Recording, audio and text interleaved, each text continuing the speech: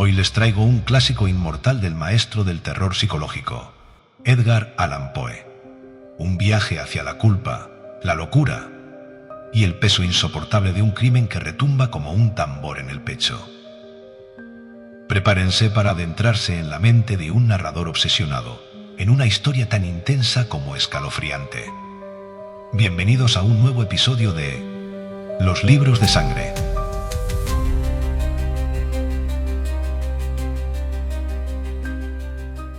Creedme, yo soy muy nervioso, espantosamente nervioso, siempre lo he sido.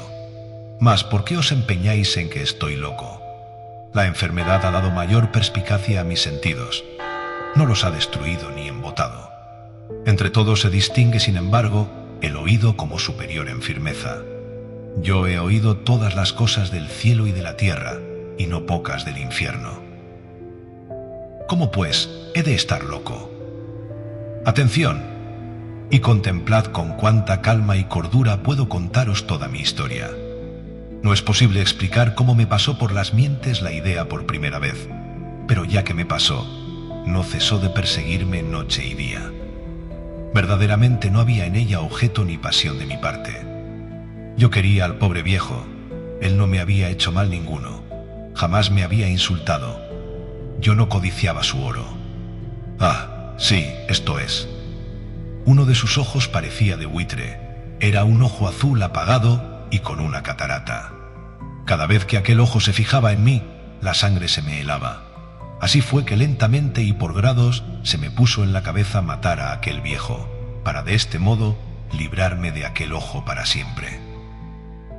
He aquí pues la dificultad. ¿Me creéis loco? Pues bien, los locos no saben nada de nada.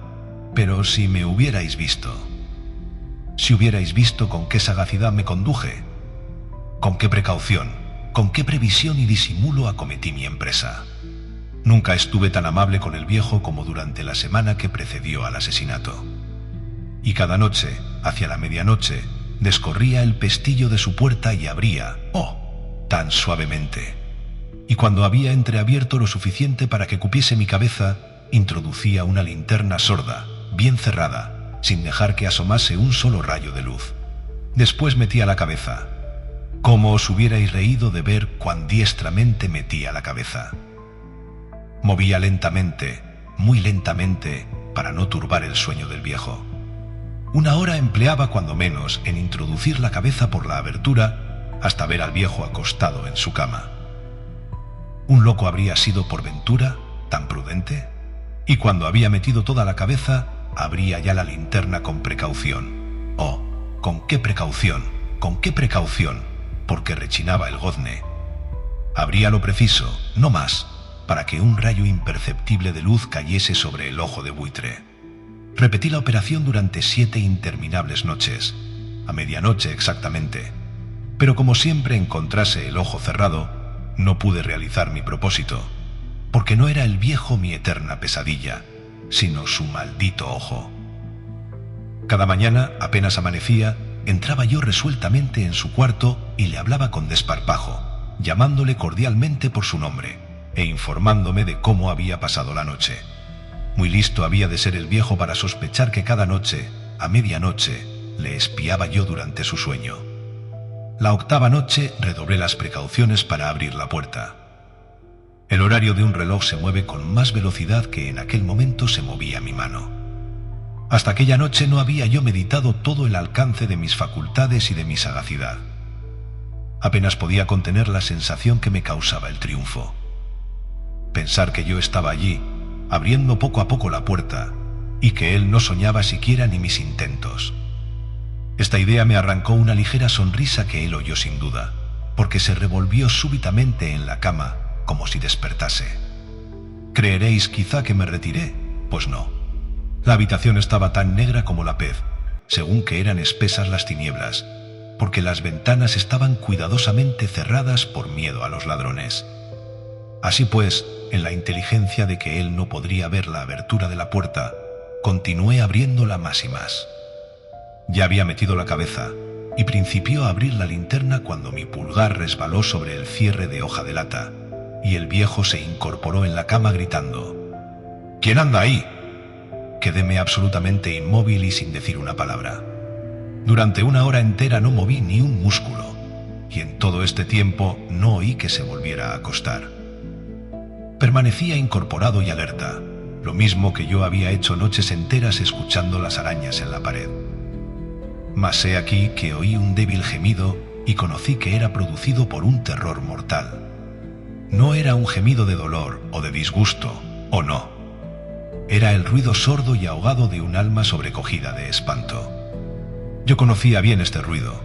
Bastantes noches, a medianoche en punto, mientras que el mundo entero dormía, se había escapado de mi propio seno, aumentando con su terrible eco los terrores que me asaltaban. Digo pues que conocía bien aquel ruido. Yo sabía lo que el viejo estaba pasando y tenía piedad de él, aunque mi corazón estaba alegre. Sabía que estaba despierto desde que, al oír el primer ruido, se había aumentado por momentos.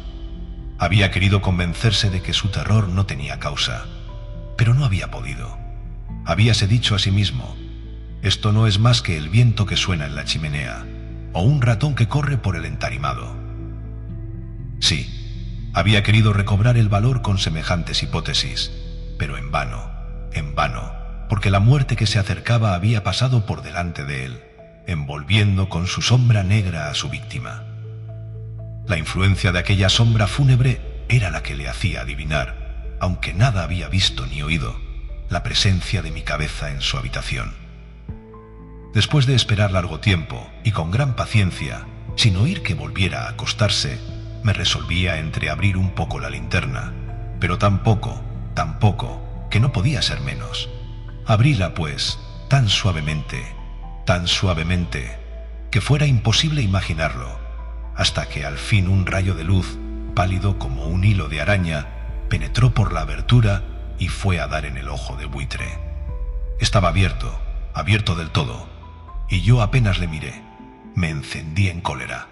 Le vi clara y distintamente todo entero, de un azul empañado y cubierto de una tela horrible, que me heló hasta la médula de los huesos. Pero no pude ver ni la cara ni el cuerpo del viejo, porque había dirigido el rayo, como por instinto, precisamente al sitio maldito. Ahora bien, ¿no os dije que lo que tomáis por locura no es más que un refinamiento de los sentidos? Pues bien, he aquí que oí un ruido sordo, apagado y frecuente, semejante al que haría un reloj envuelto en algodón, y lo reconocí perfectamente. Era el latido del corazón viejo. Con él creció mi furor, como el coraje del soldado se exaspera con el redoble de los tambores. Contúveme, sin embargo, y permanecí inmóvil y respirando apenas.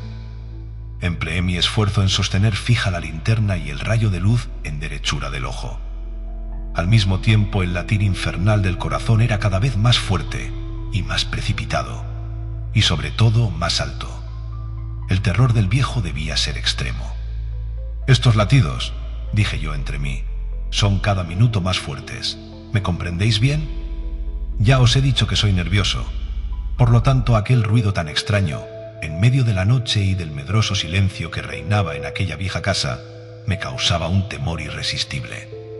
Aún pude, sin embargo, contenerme durante algunos minutos, pero los latidos iban siendo aún más fuertes.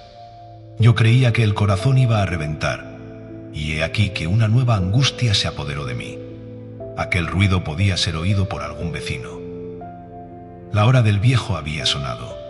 Di un alarido, abrí bruscamente la linterna y me precipité en la habitación.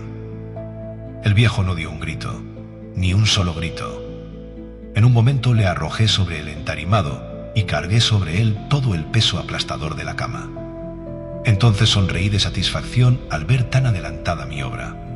Durante algunos minutos latió todavía el corazón con un sonido ahogado, pero esto ya no me atormentó como antes, porque el ruido no podía ser escuchado a través del muro. Al fin, el ruido cesó. El viejo había ya muerto. Levanté la cama y examiné el cuerpo.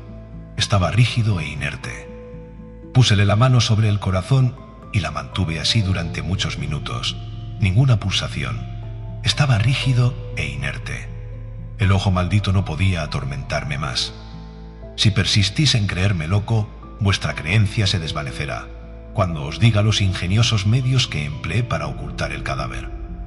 La noche avanzaba y yo trabajaba velozmente, pero en silencio. Primeramente corté la cabeza, después los brazos y por último las piernas.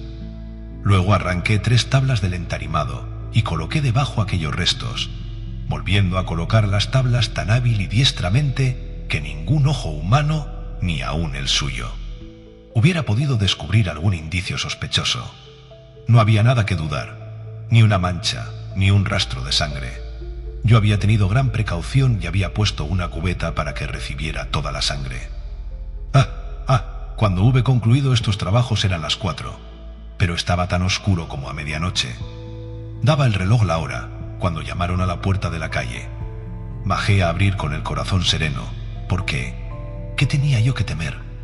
Entraron 3 hombres que se me dieron a conocer como agentes de policía. Un vecino había oído un grito durante la noche y, sospechando alguna desgracia, había dado aviso a la oficina de policía, en vista de lo cual habían sido enviados aquellos señores para reconocer el sitio de donde había salido el grito. Yo me sonreí, porque ¿qué tenía que temer? Saludé a los agentes y les dije que el grito lo había dado yo en sueños. El viejo añadí: «Está de viaje». Llevé a mis visitadores por toda la casa y les invité a que registrasen bien. Por último los conduje a su habitación y les enseñé sus tesoros en perfecto orden y seguridad. En el entusiasmo de mi confianza, llevé sillas a la habitación y supliqué a los agentes que descansaran, mientras que yo, con la loca audacia de un completo triunfo, coloqué mi silla sobre el sitio mismo en que estaba escondido el cuerpo de la víctima. Los agentes estaban satisfechos. Mi tranquilidad había disipado toda sospecha. Yo me encontraba completamente sereno. Sentáronse, pues, y hablaron familiarmente, alternando yo con igual familiaridad. Pero al cabo de un corto rato, conocí que me ponía pálido, y principié a desear que se fueran. Sentía mal en la cabeza, y me parecía que me zumbaban los oídos, pero los agentes permanecían sentados y hablando. El zumbido principió a ser más perceptible, y poco después más perceptible y claro aún. Yo animé entonces la conversación y hablé cuanto pude para desembarazarme de aquella sensación tan tenaz. Mas el ruido continuó hasta ser tan claro y determinado que conocí que no estaba en mis oídos. Sin duda debí ponerme entonces muy pálido, pero seguí hablando con más rapidez, alzando la voz. El ruido seguía, sin embargo, en aumento. ¿Y qué podía yo hacer? Era un ruido sordo, apagado, frecuente, semejante al que haría un reloj envuelto en algodón. Yo respiraba trabajosamente. Los agentes no oían nada todavía. Aceleró aún más la conversación y hablé con mayor vehemencia, pero el ruido crecía sin cesar. Levantóme y disputó sobre futilidades en alta voz y con una gesticulación violenta. Pero el ruido crecía cada vez más. ¿Por qué no querían irse? Yo me di el entarimado a grandes y ruidosos pasos, como exasperado por las observaciones que los agentes me hacían. Pero el ruido crecía por grados. ¡Oh Dios! ¿Qué podía yo hacer? Rabié, pateé y juré. Arrastré mi silla y la hice resonar sobre el entarimado. Pero el ruido lo dominaba todo y crecía indefinidamente. Más fuerte, siempre más fuerte. Y los hombres continuaban hablando, y bromeando y sonriendo. ¿Era posible que no oyeran? Dios Todopoderoso. No, ellos oían. Sabían, se burlaban de mi espanto. Lo creí entonces y todavía lo creo. Cualquier cosa hubiera sido más tolerable que esta burla. Yo no podía soportar por más tiempo aquellas hipócritas sonrisas, y entre tanto el ruido. ¿Lo oís? Escuchad, más alto, siempre más alto, siempre más alto. Miserables, grité, no disimuléis más tiempo. Yo lo confieso. Arrancad esas tablas. Ahí está. Ese es el latido de su horrible corazón. Esto ha sido todo en el audiolibro de hoy.